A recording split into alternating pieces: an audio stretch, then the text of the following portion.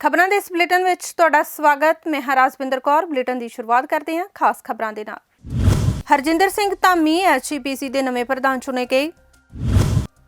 DC ਦਫ਼ਤਰ ਦੇ ਕਰਮਚਾਰੀ ਪਿਛਲੇ 3 ਦਿਨ ਤੋਂ ਹੜਤਾਲ ਤੇ ਨੇ ਤੇ ਲੋਕ ਪੁੱਛ ਰਹੇ ਨੇ ਸਵਾਲ। ਬਟਾਲਾ 'ਚ ਨੌਜਵਾਨ ਲੜਕੇ ਲੜਕੀਆਂ ਵੱਲੋਂ ਸਰਕਾਰ ਦੇ ਖਿਲਾਫ ਪੰਜਾਬ ਪੁਲਿਸ ਕਾਂਸਟੇਬਲ ਦੀ ਭਰਤੀ ਨੂੰ ਲੈ ਕੇ ਰੋਸ ਪ੍ਰਦਰਸ਼ਨ।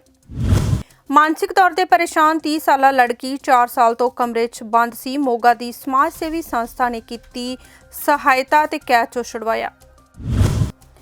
ਪਠਾਨਕੋਟ ਦੇ ਆਰਮੀ ਗੇਟ ਤੇ ਹੋਏ ਗ੍ਰਨੇਡ ਹਮਲੇ ਤੋਂ ਬਾਅਦ ਪਠਾਨਕੋਟ 'ਚ ਵਧਾਈ ਗਈ ਸੁਰੱਖਿਆ। ਪਠਾਨਕੋਟ 'ਚ ਪੁਲਿਸ ਫੋਰਸ ਵੀ ਤੈਨਾਤ ਕੀਤੀ ਗਈ। ਤੇ ਹੁਣ ਖਬਰਾਂ ਵਿਸਥਾਰ ਦੇ ਨਾਲ। ਸ਼੍ਰੋਮਣੀ ਗੁਰਦੁਆਰਾ ਪ੍ਰਬੰਧਕ ਕਮੇਟੀ ਦੇ ਨਵੇਂ ਪ੍ਰਧਾਨ ਦੀ ਚੋਣ ਅੱਜ ਕੀਤੀ ਗਈ, ਜਿਸ ਦੇ ਵਿੱਚ ਹਰਜਿੰਦਰ ਸਿੰਘ ਧਾਮੀ ਨੂੰ ਸ਼੍ਰੋਮਣੀ ਗੁਰਦੁਆਰਾ ਪ੍ਰਬੰਧਕ ਕਮੇਟੀ ਦਾ ਨਵਾਂ ਪ੍ਰਧਾਨ ਨਿਯੁਕਤ ਕੀਤਾ ਗਿਆ ਹੈ। ਸਤਿ ਸ਼੍ਰੀ ਅਕਾਲ, ਤੁਸੀਂ ਦਾ ਅਨਮਿਊਟ ਦੇਖ ਰਹੇ ਹੋ ਤੇ ਮੈਂ ਆ ਰਵੀ ਸੰਗਰਾਹੂਰ। ਅੱਜ ਸ਼੍ਰੋਮਣੀ ਗੁਰਦੁਆਰਾ ਪ੍ਰਬੰਧਕ ਕਮੇਟੀ ਦਾ ਸਾਲਾਨਾ ਇਜਲਾਸ ਹੋਇਆ, ਜਿਸ ਦੇ ਵਿੱਚ ਨਵੇਂ ਪ੍ਰਧਾਨ ਦੀ ਚੋਣ ਕੀਤੀ ਗਈ। ਚੋਣ ਦੇ ਵਿੱਚ ਭਾਈ ਹਰਜਿੰਦਰ ਸਿੰਘ ਧਾਮੀ ਨੂੰ 46ਵੇਂ ਸ਼੍ਰੋਮਣੀ ਕਮੇਟੀ ਦੇ ਪ੍ਰਧਾਨ ਚੁਣ ਲਿਆ ਗਿਆ। ਤੁਹਾਨੂੰ ਦੱਸ ਦਈਏ ਕਿ ਇਸ ਤੋਂ ਪਹਿਲਾਂ ਬੀਬੀ ਜਗੀਰ ਕੌਰ ਸ਼੍ਰੋਮਣੀ ਗੁਰਦੁਆਰਾ ਪ੍ਰਬੰਧਕ ਕਮੇਟੀ ਦੇ ਪ੍ਰਧਾਨ ਸੀ, ਕਾਰਜ ਭਾਗ ਸੰਭਾਲਿਆ ਹੋਇਆ ਸੀ। ਇਹ ਸਾਰੇ ਦੇ ਸਾਰੇ ਅਧਿਕਾਰ ਸ਼੍ਰੋਮਣੀ ਅਕਾਲੀ ਦਲ ਦੇ ਪ੍ਰਧਾਨ ਕੋਲ ਸੀ, ਕਿਉਂਕਿ ਸ਼੍ਰੋਮਣੀ ਕਮੇਟੀ ਵਿੱਚ ਸ਼੍ਰੋਮਣੀ ਅਕਾਲੀ ਦਲ ਬਾਦਲ ਦਾ ਬਹੁਮਤ ਹੈ, ਤਾਂ ਇਸ ਦੇ ਪੂਰੇ ਅਧਿਕਾਰ ਸ਼੍ਰੋਮਣੀ ਅਕਾਲੀ ਦਲ ਦੇ ਪ੍ਰਧਾਨ ਕੋਲ ਸੀ। ਤਾਂ 29 ਨਵੰਬਰ ਨੂੰ ਇੱਕ ਸਾਲਾਨਾ ਇਜਲਾਸ ਹੋਇਆ, ਜਿਸ ਦੇ ਵਿੱਚ ਪ੍ਰਧਾਨ ਦੀ ਚੋਣ ਕੀਤੀ ਗਈ।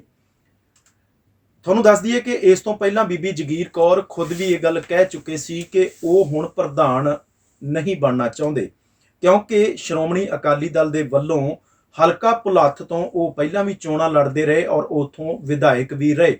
ਤਾਂ ਉਹ ਇਸ ਗੱਲ ਦੀ ਉਮੀਦ ਕਰਦੇ ਨੇ ਕਿ ਉਹਨਾਂ ਨੂੰ ਦੁਬਾਰਾ ਉੱਥੋਂ ਪਾਰਟੀ ਟਿਕਟ ਦੇਵੇਗੀ ਔਰ ਉੱਥੋਂ ਉਹ ਦੁਬਾਰਾ ਚੋਣ ਲੜਨਗੇ। ਇਸ ਕਰਕੇ ਉਹ ਹੁਣ ਸ਼੍ਰੋਮਣੀ ਗੁਰਦੁਆਰਾ ਪ੍ਰਬੰਧਕ ਕਮੇਟੀ ਦੇ ਪ੍ਰਧਾਨ ਬਣਨ ਦੇ ਇੱਛੁਕ ਨਹੀਂ।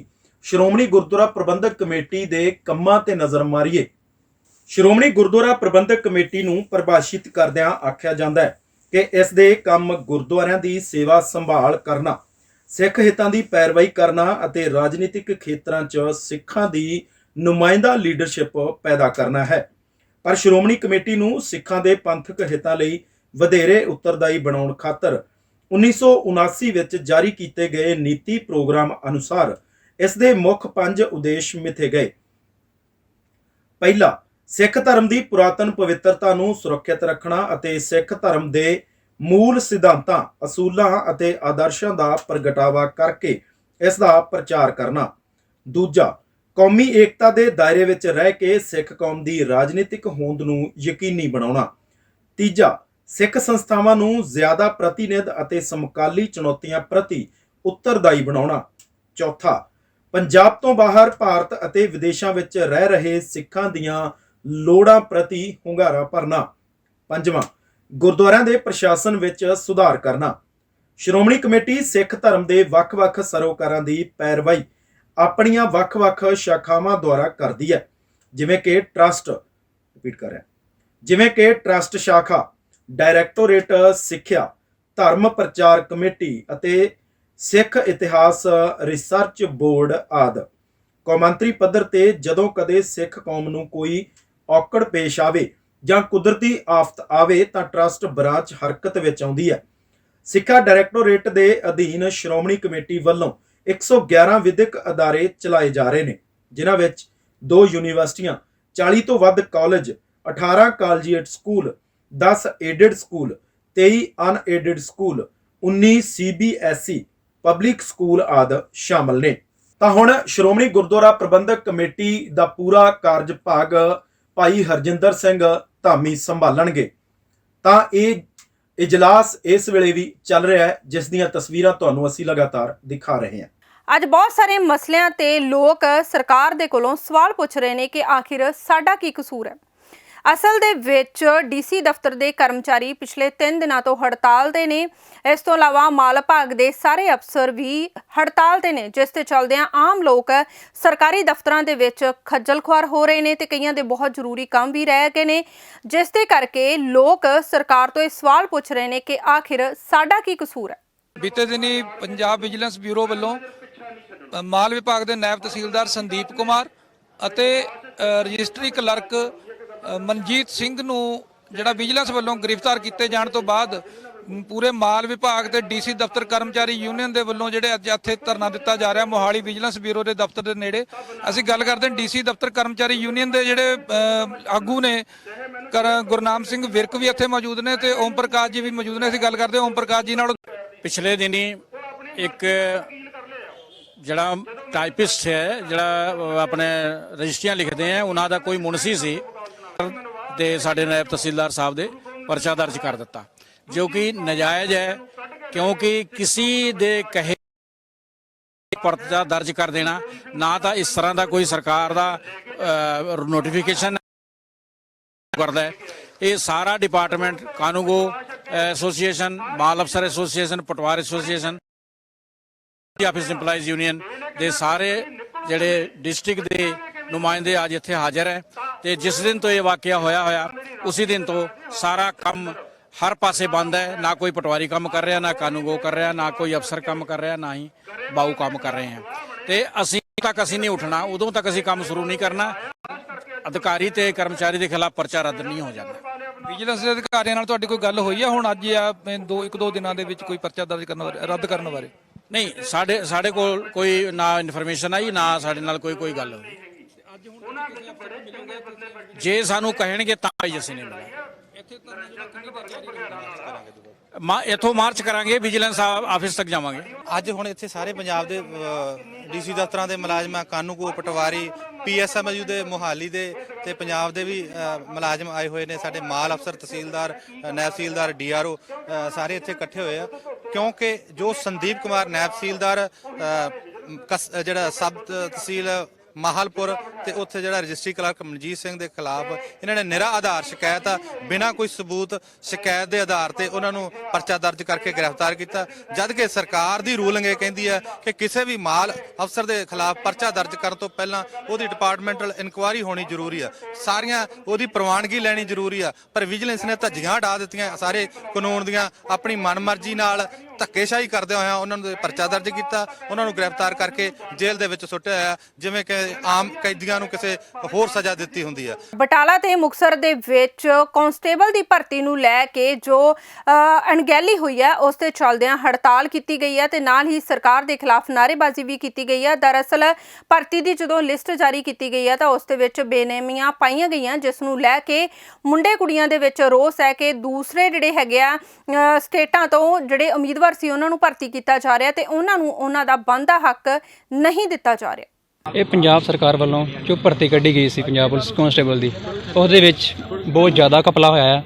ਥੋੜ੍ਹਾ ਨਹੀਂ, ਬਹੁਤ ਜ਼ਿਆਦਾ ਘਪਲਾ ਹੋਇਆ। ਪਹਿਲਾਂ ਕਹਿੰਦੇ ਸੀ ਜਰਨਲ ਦੀ ਜਿਹੜੀ ਕੱਟ ਆਫ ਜਾਊਗੀ ਉਹ 38 ਜਾਊਗੀ, SCBC 25 ਜਾਊਗੀ। ਇਹਦੇ ਵਿੱਚ ਬਹੁਤ ਜ਼ਿਆਦਾ ਘਪਲਾ ਹੋਇਆ ਹੈ, ਥੋੜ੍ਹਾ ਨਹੀਂ, ਬਹੁਤ ਜ਼ਿਆਦਾ ਘਪਲਾ ਹੋਇਆ। ਸਭ ਤੋਂ ਜ਼ਿਆਦਾ 70% ਜਿਹੜੀ ਆ ਉਹ ਚੁੱਕ ਰਹੇ ਆ ਰਾਜਸਥਾਨ, ਹਰਿਆਣਾ ਵਾਲੇ, ਉਹਨਾਂ ਦਾ ਜ਼ਿਆਦਾ ਚੁੱਕ ਰਹੇ ਆ। ਲਿਸਟਾਂ ਦੇ ਵਿੱਚ ਨਾਮ ਵੀ ਉਹਨਾਂ ਦੇ ਛਪੇ ਹੋਏ ਆ। ਸਾਡੇ ਮੰਗਾਂ ਇਹ ਆ, ਸਾਡਾ ਹੱਕ ਇੱਥੇ ਰੱਖੋ, ਸਾਡੀਆਂ ਮੰਗਾਂ ਪੂਰੀਆਂ ਕਰੋ। ਜਿਹੜੇ ਮੰਨੇ 6-6 ਮਹੀਨੇ ਤੋਂ ਬੱਚੇ ਮਿਹਨਤ ਕਰ ਰਹੇ ਆ, ਇੰਨੇ ਟਾਈਮ ਤੋਂ ਬੱਚੇ ਮਿਹਨਤ ਕਰ ਰਹੇ ਆ, ਉਹ ਬੱਚੇ ਕਿੱਥੇ ਜਾਣਗੇ, ਕੀ ਕਰਨਗੇ ਬੱਚੇ? ਸਭ ਤੋਂ ਜ਼ਿਆਦਾ ਯੂਥ ਇਹਨਾਂ ਨੇ ਬਰਬਾਦ ਕੀਤਾ ਹੋਇਆ। ਕਾਂਗਰਸ ਸਰਕਾਰ ਬਹੁਤ ਜ਼ਿਆਦਾ ਘਪਲਾ ਕਰ ਰਹੀ ਹੈ, ਸਾਡੀਆਂ ਮੰਗਾਂ ਪੂਰੀਆਂ ਕਰੋ। ਸਰ ਕਾਂਸਟੇਬਲ ਦੀ ਭਰਤੀ ਹੋਈ ਸੀ, ਜਿਹਦੇ ਵਿੱਚ ਜਿਹੜਾ ਵਾ 4.5 ਲੱਖ ਬੱਚੇ ਨੇ ਜਿਹੜਾ ਫਾਰਮ ਫਿਲ ਕੀਤਾ ਆ ਤੇ 4,500 ਜਿਹੜੀ ਆ ਭਰਤੀ ਆਈ ਆ।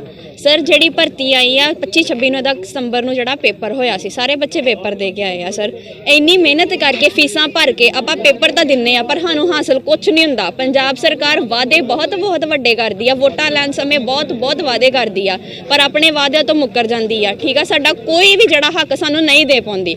ਅਸੀਂ ਇਹੋ ਹੀ ਮੰਗ ਰੱਖਦੇ ਹਾਂ ਕਿ ਓਪਨ ਟ੍ਰਾਇਲ ਕਰਵਾਏ ਜਾਣ, ਹਰ ਇੱਕ ਨੂੰ ਮੌਕਾ ਦਿੱਤਾ ਜਾਵੇ, ਪਹਿਲ ਜਿਹੜੀ ਆ ਪੰਜਾਬੀਆਂ ਨੂੰ ਦਿੱਤੀ ਜਾਵੇ। ਮੋਗਾ ਤੋਂ ਇੱਕ ਅਜਿਹਾ ਮਾਮਲਾ ਸਾਹਮਣੇ ਆਇਆ ਜਿਸ ਦੇ ਵਿੱਚ ਇੱਕ 30 ਸਾਲ ਦੀ ਕੁੜੀ ਨੂੰ ਪਿਛਲੇ 4 ਸਾਲਾਂ ਤੋਂ ਇੱਕ ਘਰ ਦੇ ਵਿੱਚ ਬੰਦਕ ਬਣਾਇਆ ਗਿਆ ਸੀ। ਦਰਅਸਲ ਉਹ ਕੁੜੀ ਕਿਸੇ ਕਾਰਨ ਮਾਨਸਿਕ ਤੌਰ ਤੇ ਪਰੇਸ਼ਾਨ ਸੀ, ਜਿਸ ਕਰਕੇ ਉਹ ਇੱਕ ਕਮਰੇ ਦੇ ਵਿੱਚ ਰਹਿਣ ਲਈ ਮਜਬੂਰ ਸੀ ਤੇ ਅੱਜ ਇੱਕ ਸਮਾਜ ਸੇਵੀ ਸੰਸਥਾ ਨੂੰ ਉਸ ਦੀ ਅਜਿਹੀ ਜ਼ਿੰਦਗੀ ਤੋਂ ਆਜ਼ਾਦ ਕਰਵਾਇਆ ਗਿਆ। ਮੈਂ ਮਾਵਾਂ ਦੇ ਆਸ਼ਰਮ ਲਾਡੋਵਾਲ ਲੁਧਿਆਣਾ ਸਾਡੀ ਇੱਕ ਆਰਗੇਨਾਈਜੇਸ਼ਨ ਆ, ਆਸ਼ਰਮ ਆ, ਜਿੱਥੇ ਅਸੀਂ ਜਿਹੜੀਆਂ ਬੇਸਹਾਰਾ ਮਤਲਬ ਲਵਾਰਸ ਮਾਵਾਂ ਹੈਗੀਆਂ ਉਹਨਾਂ ਨੂੰ ਸ਼ੈਲਟਰ, ਉਹਨਾਂ ਨੂੰ ਮਤਲਬ ਕੇਅਰ ਕਰਨ ਦੀ ਕੋਸ਼ਿਸ਼ ਕਰਦੇ ਹਾਂ। ਮੋਗਾ ਦੇ ਇੱਕ ਬੈਂਕ ਕਲੋਨੀ ਦੇ ਵਿੱਚੋਂ ਲੜਕੀ ਦਾ ਰੈਸਕਿਊ ਕਰਵਾ ਜੀ ਬਿਲਕੁਲ ਜੀ। ਕੀ ਇਹ ਸਾਰਾ ਮਾਮਲਾ ਕੀ ਹੈ? ਐਕਚੁਅਲ ਦੇ ਵਿੱਚ ਸਾਡੀ ਨੌਲੇਜ ਦੇ ਵਿੱਚ ਆਇਆ ਸੀ ਇੱਕ ਲੜਕੀ ਆ, ਮਤਲਬ ਯੰਗ ਹੈਗੀ ਆ, ਸ਼ਾਇਦ 27-28 ਸਾਲ ਦੀ ਹੈਗੀ ਆ, ਔਰ ਉਹਦੀ ਦਿਮਾਗੀ ਹਾਲਤ ਠੀਕ ਨਹੀਂ, ਔਰ ਉਹਦੇ ਜਿਹੜੇ ਭਰਾ ਭਰਜਾਈ ਹੈਗੇ ਉਹਨਾਂ ਨੂੰ ਉਹਨੂੰ ਇੱਕ ਕਮਰੇ 'ਚ ਬੰਦ ਕਰ ਰੱਖਿਆ ਹੋਇਆ, ਔਰ ਨਾ ਤਾਂ ਉਹਦੀ ਦਵਾਈ ਵਗੈਰਾ ਪ੍ਰੋਪਰ ਤਰੀਕੇ ਨਾਲ ਹੋ ਰਹੀ ਹੈ ਔਰ ਨਾ ਉਹਦੀ ਕੇਅਰ ਹੋ ਰਹੀ ਹੈ। ਉਹਦੇ ਨਾਲ ਉਹਦੀ ਹਾਲਤ ਜਿਹੜੀ ਹੈਗੀ ਉਹ ਦਿਨੋਂ ਦਿਨ ਵਿਗੜਦੀ ਜਾ ਰਹੀ ਹੈ। ਤੇ ਸਾਨੂੰ ਇਹ ਲੱਗਿਆ ਮਤਲਬ ਕਈ ਜਿਹੜੀਆਂ ਸੰਸਥਾਵਾਂ ਉਹਨਾਂ ਨੇ ਸਾਡੇ ਨਾਲ ਸੰਪਰਕ ਕੀਤਾ ਤੇ ਇਸ ਕਰਕੇ ਅਸੀਂ ਉਹਨੂੰ ਅੱਜ ਲੈਣ ਆਏ ਹਾਂ ਤਾਂ ਕਿ ਉਹਦੀ ਪ੍ਰੋਪਰ ਕੇਅਰ ਕੀਤੀ ਜਾ ਸਕੇ, ਉਹਨੂੰ ਇਸ ਟਰਬਲ 'ਚੋਂ ਬਾਹਰ ਕੱਢਿਆ ਜਾ ਸਕੇ। ਕਿੱਦਾਂ ਦੀ ਕੰਡੀਸ਼ਨ ਸੀ? ਤੁਸੀਂ ਰੂਮ 'ਚ ਗਏ? ਬਹੁਤ ਹੀ ਬੁਰੀ ਹਾਲਤ ਸੀਗੀ ਜੀ। ਜਦੋਂ ਉਹਨੂੰ ਅਸੀਂ ਰੂਮ ਦੇ ਵਿੱਚ ਐਂਟਰ ਕੀਤੇ, ਈਵਨ ਉਹਨੇ ਕੱਪੜੇ ਨਹੀਂ ਸੀ ਪਾਏ ਹੋਏ, ਤਾਂ ਕੁਝ ਲੇਡੀਜ਼ ਦੀ ਮਦਦ ਦੇ ਨਾਲ ਅੰਦਰ ਜਾਣ ਤੋਂ ਪਹਿਲਾਂ ਉਹਨੂੰ ਕੱਪੜੇ ਪਹਿਨਾਏ ਤਾਂ ਅਸੀਂ ਬਾਕੀ ਲੋਕਾਂ ਨੂੰ ਐਂਟਰ ਕਰਨ ਦਿੱਤਾ। ਔਰ ਬਹੁਤ ਗੰਦਗੀ ਸੀ, ਮਤਲਬ ਉਹਦੀ ਹਾਲਤ ਮਤਲਬ ਕਹਿ ਨਹੀਂ ਸਕਦੇ ਵੀ ਇੰਨੀ ਕੁ ਬੁਰੀ ਹੈਗੀ ਹੈ। I think she is well qualified. ਬਿਲਕੁਲ ਜੀ, ਸੁਣਿਆ ਹੈਗਾ MA ਇੰਗਲਿਸ਼ ਔਰ MA ਮੈਥ ਹੈਗੀ ਆ ਉਹ।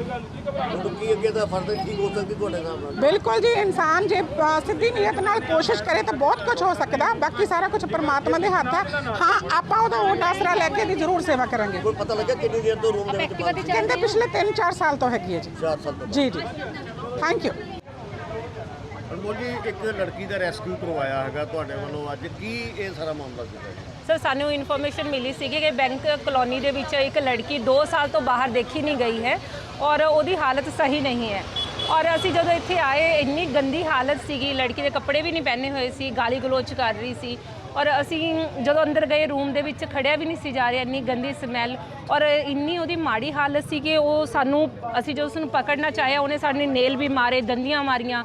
ਅਸੀਂ ਉਹਨੂੰ ਬੜੀ ਮੁਸ਼ਕਿਲ ਨਾਲ ਕਵਰ ਕਰਨ ਦੀ ਕੋਸ਼ਿਸ਼ ਕੀਤੀ ਹੈਗੀ ਔਰ ਬਟ ਦੇਖਣ 'ਚ ਐਂ ਲੱਗਦਾ ਵੀ ਲੜਕੀ ਨੂੰ ਜਿਵੇਂ ਉਹ ਬਾਰ-ਬਾਰ ਮੈਰਿਜ ਦੀ ਗੱਲ ਕਰ ਰਹੀ ਸੀਗੀ, ਵੀ ਹੋ ਸਕਦਾ ਉਹਦੇ ਨਾਲ ਕੋਈ ਇਸ ਤਰ੍ਹਾਂ ਦਾ ਧੱਕਾ ਹੋਇਆ ਹੋਵੇ, ਜਾਂ ਬਾਰ-ਬਾਰ ਉਹ ਇੱਕੋ ਹੀ ਗੱਲ ਕਹਿ ਰਹੀ ਹੈ ਆਪਦੇ ਵਿਆਹ ਵਾਸਤੇ ਵੀ ਮੇਰਾ ਵਿਆਹ ਨਹੀਂ ਕੀਤਾ, ਮੈਨੂੰ ਕੱਪੜੇ ਨਹੀਂ ਲੈ ਕੇ ਦਿੱਤੇ, ਮੈਂ ਮੇਰੇ ਪਾਪਾ ਨੂੰ ਦੱਸੂਗੀ। ਯਾਨੀ ਇਸ ਤਰ੍ਹਾਂ ਮੈਨੂੰ ਲੱਗਦਾ ਹੋ ਸਕਦਾ ਉਸ ਵੇਲੇ ਕੋਈ ਇਸ ਤਰ੍ਹਾਂ ਦੀ ਇਹਦੇ ਨਾਲ ਘਟਨਾ। ਪਠਾਨਕੋਟ ਦੇ ਆਰਮੀ ਏਰੀਏ ਦੇ ਗੇਟ ਤੇ ਹੋਏ ਗ੍ਰਨੇਡ ਹਮਲੇ ਤੋਂ ਬਾਅਦ ਪਠਾਨਕੋਟ ਦੇ ਵਿੱਚ ਚੌਕਸੀ ਵਧਾ ਦਿੱਤੀ ਹੈ। ਪੁਲਿਸ ਫੋਰਸ ਨੂੰ ਵੀ ਤਾਇਨਾਤ ਕੀਤਾ ਗਿਆ, ਵਾਹਨਾਂ ਦੀ ਚੈਕਿੰਗ ਕੀਤੀ ਜਾ ਰਹੀ ਹੈ, ਪੁਲਿਸ ਦੁਆਰਾ ਗਸ਼ਤ ਕੀਤੀ ਜਾ ਰਹੀ ਹੈ ਤੇ ਰਾਤ ਨੂੰ ਵੀ ਵਾਹਨਾਂ ਦੀ ਤੇ ਆਉਣ जाने वालों की चेकिंग की जा रही है। की है पूरा मामला, आओ जानते हैं। देखो, जैसे आपको पहले ही पता है कि अपने यहाँ पे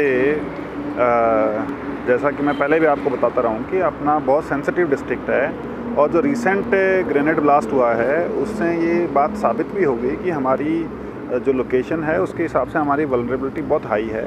हालांकि हम सारा इतना सब प्रिकॉशन और डेटरेंस रख रहे हैं, चेकिंग कर रहे हैं, उसके बावजूद भी इस तरीके का इंसिडेंट होना जो है वो बहुत नागवार है, जिसको हम बिल्कुल भी मतलब चांस नहीं ले सकते इन फ्यूचर।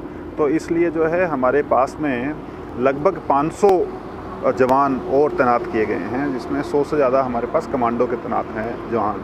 और ये राज्य की सुरक्षा के लिए, पठानकोट के लोगों की सुरक्षा के लिए सरकार ने माननीय DGP साहब के आदेशों पर तैनात हुए हैं ताकि किसी भी इस तरीके की एक्टिविटी को फिर से होने से रोका जा सके। साथ ही जो है एक लोगों में कॉन्फिडेंस की भावना आए कि हाँ हम सुरक्षित हैं और पुलिस के कंट्रोल में पूरा माहौल है।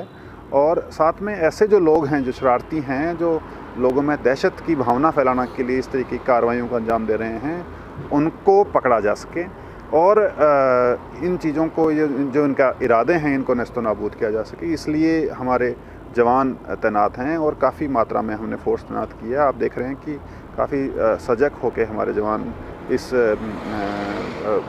रात को लेट नाइट ठंड के माहौल में भी अपनी अच्छी ड्यूटी कर रहे हैं। तो ये लोगों की सुरक्षा के लिए, स्टेट की सुरक्षा के लिए, देश की सुरक्षा के लिए है और लोगों को ये विश्वास दिलाने के लिए है कि आप सुरक्षित हाथों में हैं। और इस तरीके के जो शरारती लोग हैं उनको ये संदेश है कि हम इस तरीके की चीज़ नहीं होने देंगे। ऐसे नाल ही खबरां दा ये बुलेटिन खत्म हुंदा है। होर ताज़ा खबरां देखण लई तुसीं जुड़े रहो दा अनम्यूट नाल।